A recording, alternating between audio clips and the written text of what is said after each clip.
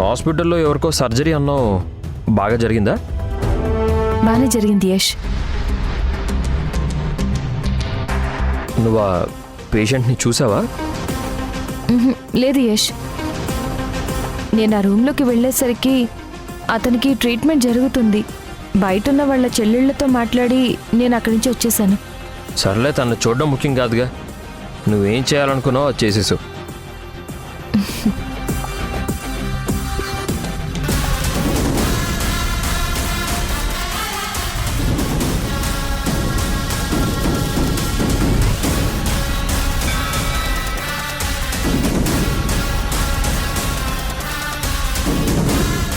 ఈరోజు తన సర్జరీకి మన వంతు సాయం చేశాక నా మనసంతా తేలికైంది యష్.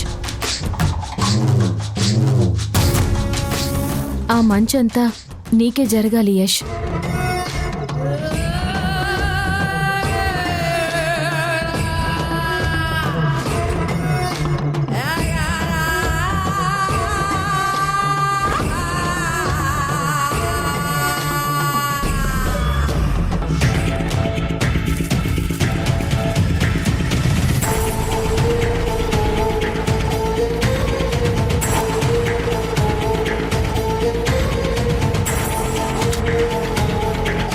ఏం చేస్తున్నావు యష్? నువ్వు చాలా అందంగా ఉంటావు సింధు. ఇద్దరు పిల్లల తల్లిలానే ఉండు. నువ్వు మాత్రం తక్కువ. హీరో గారికి పెళ్లి సంబంధాలు ఇప్పుడు కూడా చూడొచ్చు. చూస్తావా మరి సంబంధాలు? పళ్ళు రాలు కొడతాను.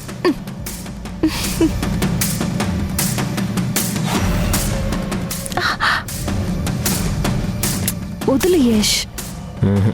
బదలను. ఇది టైం కాదు. దీనికి టైంతో పని ఉండదు, మూడ్తోనే పని ఉంటుంది. నాకు మూడ్తో కాదు, మా ఆయనతో మాత్రమే పని ఉంటుంది. నేను నీ మొగుడినే కదా. కానీ ఆ విషయం తమరు మర్చిపోయారుగా. సింధు, నన్ను మర్చిపోతావా నువ్వు? నేను నీకు గుర్తులేను కాబట్టి నువ్వు నా యశ్వి కాదు. నిన్ను మర్చిపోలేదులే. అవునా? అయితే మన పెళ్లి రోజు రాత్రి ఏమైందో చెప్పు. ఎవడి పెళ్లి రోజు రాత్రి అయినా ఏమవుతుంది? జరగాల్సిందే జరుగుతుంది.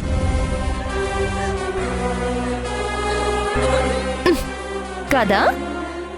కానీ నేను ఆ రోజు మా ఇంట్లో నేనున్నాను, మీ ఇంట్లో నువ్వున్నావు. ఎందుకంటే తమరు తాళి కడతారు అన్న విషయం నాకు అర్థమయ్యే లోపు నా మెడలో దొంగ తాళి కొట్టేశావు. నువ్వు దొంగ మొగుడివి.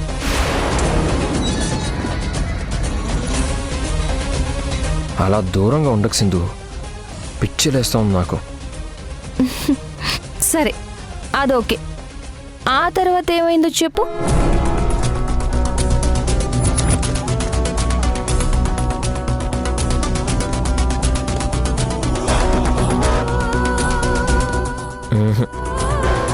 గుర్తులేదు. గుర్తు తెచ్చుకుని చెప్పు. ఎందుకంటే నేను ప్రేమించింది నీ రూపాన్ని కాదు, నీ హృదయాన్ని. సింధు,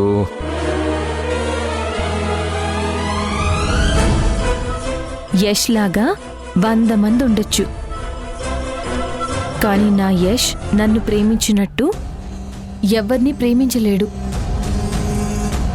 ఆ ప్రేమని గుర్తు తెచ్చుకో. అప్పుడు సింధు మళ్ళీ నీదవుతుంది. అప్పటిదాకా ఇంతే.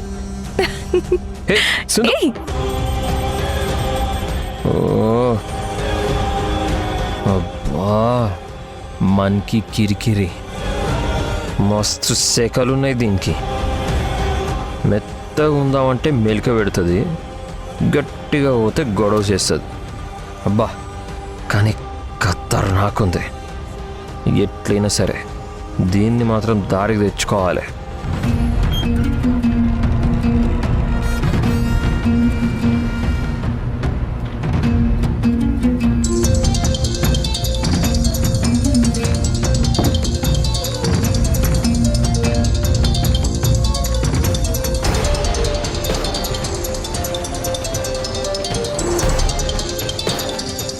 ఇదిగా పెద్దదాని నెంబర్. మళ్ళీ ఇది ఎందుకు కాల్ చేస్తుంది? వీళ్ళ ముచ్చట్లు గిట్లనే ఎక్కువైతే నా కిరికిరి మొత్తం బయటపడుతుంది.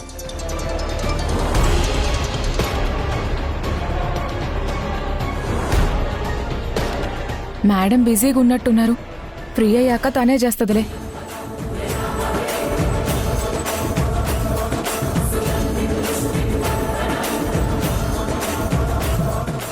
హాస్పిటల్కి వెళ్ళి గాడెవడో చూడాలి. ఆడున్నది ఏషియాడైతే వాడిని సీదా పైకి పంపించాలి. కాశీయాడు పోయాడని దునియా మొత్తం అనుకుంటారు. తీసుకున్న బాకీలు తీర్చాల్సిన అవసరమే ఉండదు. ఈ ఇంట్లో పర్మనెంట్గా సెటిల్ అయిపోవచ్చు. ఇప్పటిదాకా నేను మర్డర్ చెయ్యలే. నా చేతుల్లో సావడానికే నన్ను నీ ఇంటి దాకా తీసుకొచ్చినట్టున్నావు రాయేష్. ఈ రాత్రికే నువ్వు పైకి గీ కాశీగాడు కింగ్ లెక్క గీ కొంపకి.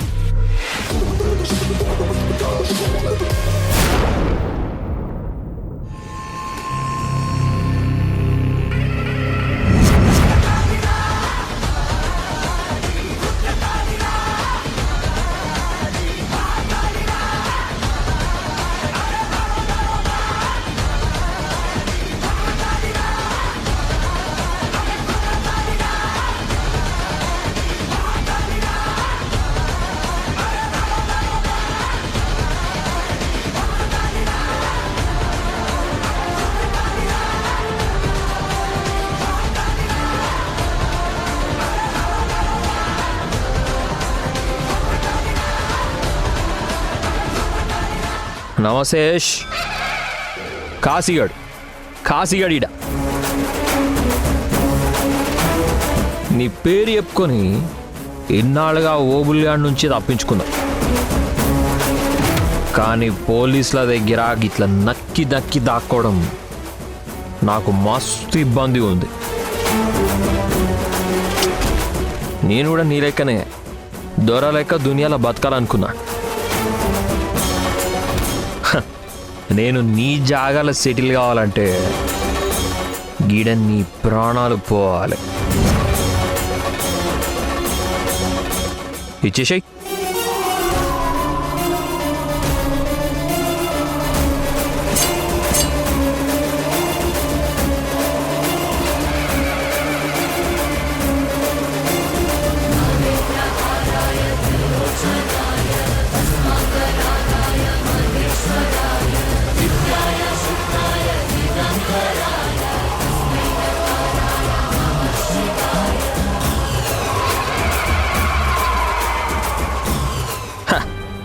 చస్తున్నా అని నువ్వేం ఫికర్ కాకలే.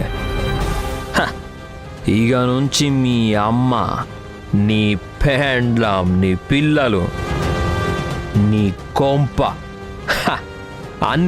అన్నీ నేనే చూసుకుంటా.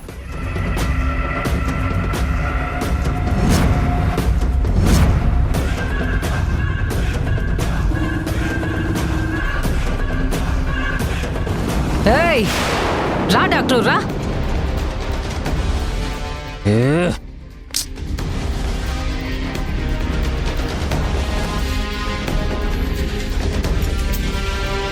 రా డాక్టర్ రా. లేపురి వాణ్ణి లేపురి. అతనికి సెడేషన్ ఇచ్చామమ్మా, ఇప్పుడు లేవలేడు. ఆడు గెందాకే కళ్ళు తెరిచిండు. ఎవరు నువ్వని అడిగిండు. నా కొడుకు నన్ను గుర్తు పట్టుకుపోవడేంది, ఎవరని అడుగుడేంది. తనకి యాక్సిడెంట్ అయ్యాక షాక్లో ఉన్నాడండి. తనని తానే గుర్తుపట్టలేకపోతున్నాడు. అరే గుర్తుపట్టలేకపోతే వాడు చేసిన అప్పులన్నీ ఎవరు తీరుస్తారు. వాడు రౌడీ అన్న సంగతి వాడి దిమాక్కి రావాలా. అమ్మా అతనికి ఏం గుర్తుండదు. ముందు ప్రాణాలు దక్కాయి, సంతోషించండి. అరే గా ప్రాణాలు నేనేం చేసుకోవాలి. వాడు లేవాలే, గుర్తుపట్టాలే, కత్తి పట్టాలే, నరక్కాలే, పైసలు సంపాదించాలి.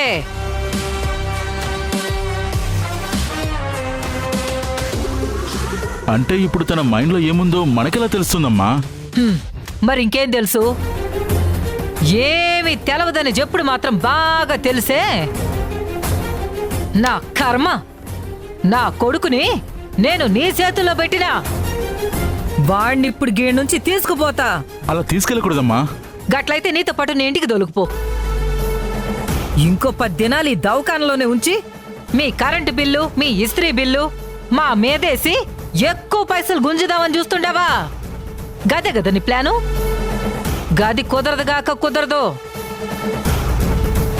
సరే, ఏదో చేసుకోండమ్మా. నర్స్, రేపు మార్నింగ్ ఆ డిశ్చార్జ్ ఫార్మాలిటీస్ ఏంటో చూడండి. అలాగే డాక్టర్. ఏమ్మా, రేపు మార్నింగ్ తీసుకెళ్ళండి. అట్టగే.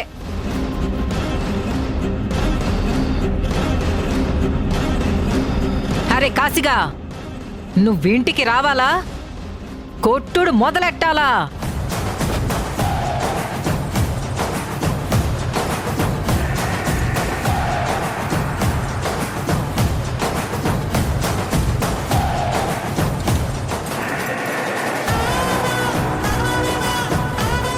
రే, నాకు దిమాగ్ పోయినట్టు నేను కథలు పడుతుంటే నీ దిమాగ్ నిజంగానే పోయిందారా? సాలే, ఇన్నాళ్ళు ఏసీ గదులలో లైఫ్ చూసినావు కదరా. పోయి దూల్పేట్ల జిందగీ ఎట్లుంటుందో చూసిరా పో.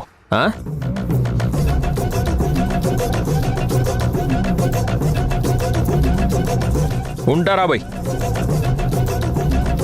నువ్వు ఆడికి పోతే ఇంకా ఓబులి ఆడే నిన్ను వేసేస్తాడు. మళ్ళా నా చేతికి ఎందుకు మట్టి? ఉంటా.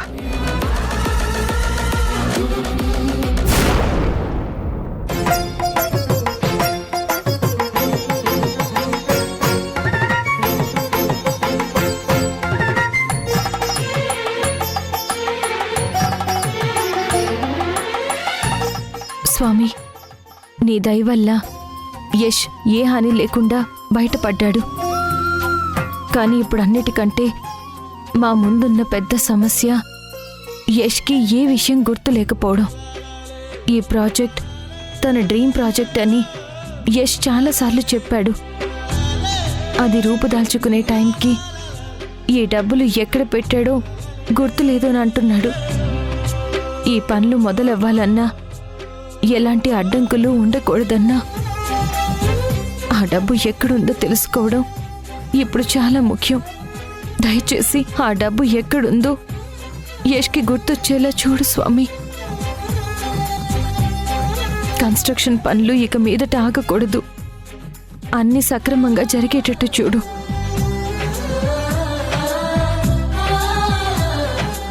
యష్ ఎక్కడా?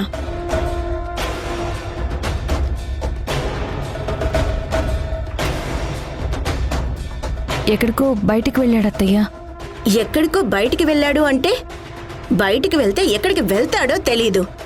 కనీసం బయటికి వెళ్ళాడో లేదో కూడా తెలీదు. ఏంటిది సింధు? వాడు టాబ్లెట్స్ వేసుకుని టైం అయింది.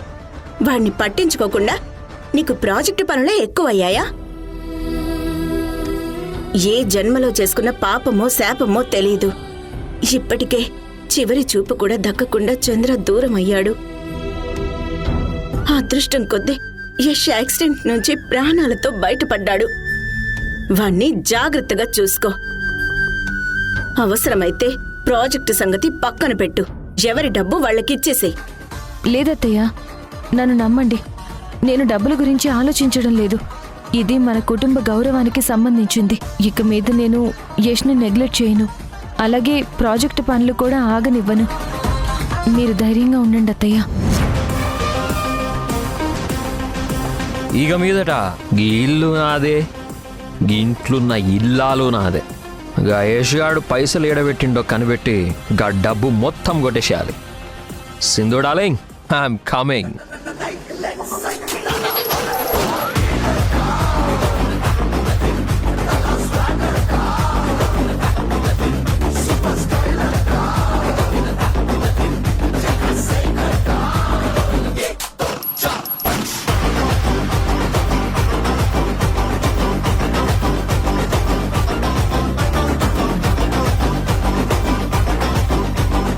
యష్, ఏంటి నీ నడక ఇలా మారింది? నీ బిహేవియర్ కూడా చాలా వింతగా ఉంది. నువ్వు హాస్పిటల్ నుంచి వచ్చిన రోజు నుంచి చూస్తున్నాను. చాలా కొత్తగా కనిపిస్తున్నావు. ఏ ప్రతిసారి నీ ఎంట్రీ ఏంది? ఎప్పుడు చూడు గుడ్ల గోబలెక్క కళ్ళేసుకొని మాన్కి కిరికిరి నన్నే గెలుకుతావు. ఏ దిమ్మాకి ఇట్లా ఖరాబ్ చేసినావు అంటే పొడిచి పారదొప్పుతాను. పక్కజారు నా పెళ్ళం గాడికి పోవాలి. పెళ్ళామా? ఏంటి తాగినట్టు మాట్లాడుతున్నావు? అవు బార్కి పోయి ఒక 90 వేసి వస్తున్నా. నీకు కూడా కావాలంటే ఎప్పుడు రేపు తీసుకొస్తా. అట్లే సై పెళ్ళామా?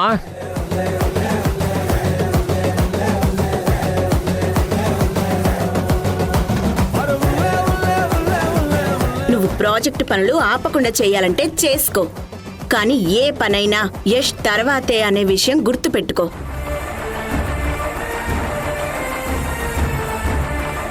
అమ్మో రాజమాత క్లాస్ వీక్తుందిగా, మనం జరంతా జాగ్రత్తగా మేనేజ్ చేయాలి.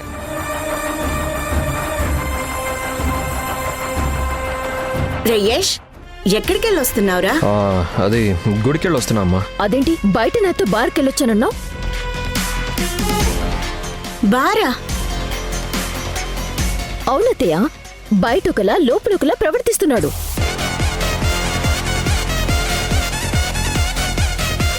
బయట సింధుని ఒసే పెళ్ళామా అని అరుస్తూ వచ్చాడు.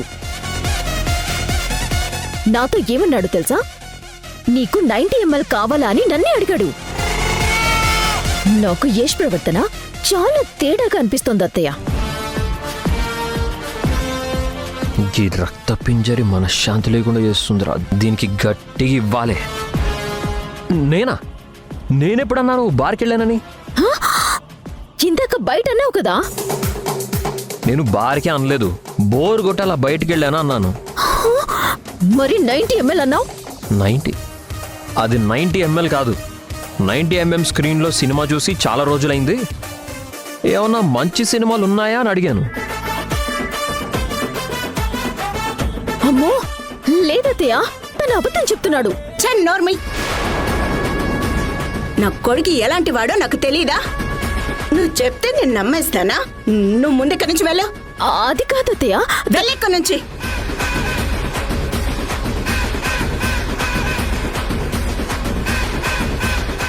యష్, ఆ మధు మాటలేం పట్టించుకోకురా.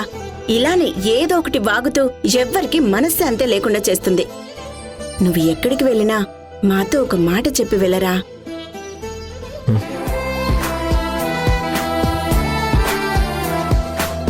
ఇంటికి ఎక్కడికి వెళ్ళినావు యష్? చెప్పాను కదా సింధు, మళ్ళీ నీకు కూడా చెప్పాలా? నాకు కొంచెం హెడేక్గా ఉంది. బాంబు రాదు రా. నేను టాబ్లెట్ తీస్తానుండు. నువ్వురా, చెప్తున్నానుగా.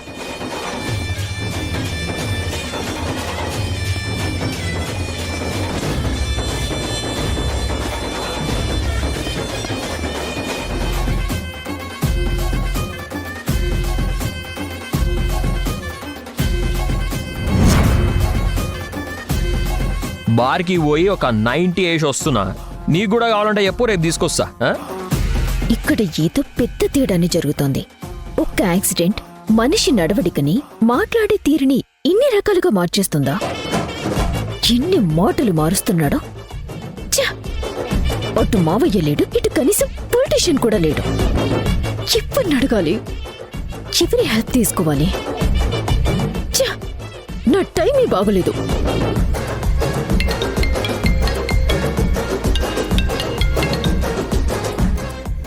హలో, ఎవరు?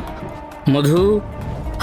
మధునే. మీరెవరు? సొంత మావయ్యని చంపేసి ఇంకా ఇంట్లో ఎంత ప్రశాంతంగా ఉన్నావు మధు, ప్రశాంతంగా ఉన్నావు మధు, ప్రశాంతంగా ఉన్నావు మధు, ప్రశాంతంగా ఉన్నావు మధు.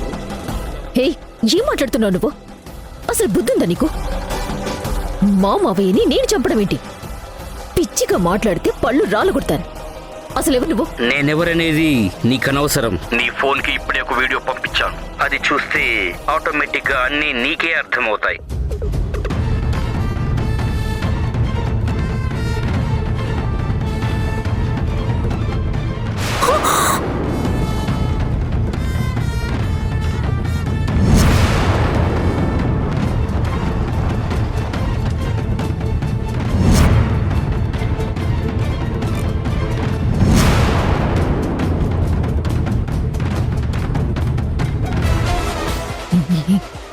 ఏంటిది? ఇలాంటి వీడియోలు ఇప్పుడున్న టెక్నాలజీకి చాలా చేయొచ్చు. ఇది నేనే అని నమ్మకం ఏంటి? అవునా? అయితే ఈ వీడియో మీ అత్తయ్యకు పంపిస్తా. అప్పుడు ఆవిడే డిసైడ్ చేస్తుంది అది ఒరిజినలా ఫేకా అని. వద్దు ప్లీజ్. అన్నీ తెలిసి కూడా ఏమీ తెలియనట్టు ఎంత బాగా నటిస్తున్నావు మధు. మీ మావయ్య చేతులు కట్టేసి నోటికి ప్లాస్టర్ వేసి ఆ బాంబు బ్లాస్ట్ జరిగే సమయానికి లోపలికి పంపించి ఒక రకంగా మీ మావయ్యను చంపింది నువ్వే. ఇప్పుడు నాతోనే డ్రామాలు ఆడుతున్నావా? ప్లీజ్ నీకేం కావాలో చెప్పు, ఇస్తాను. ₹1,00,00,000 ₹1,00,00,000 ₹1,00,00,000 కోటి రూపాయల కోటి రూపాయల కోటి రూపాయల కోటి రూపాయల.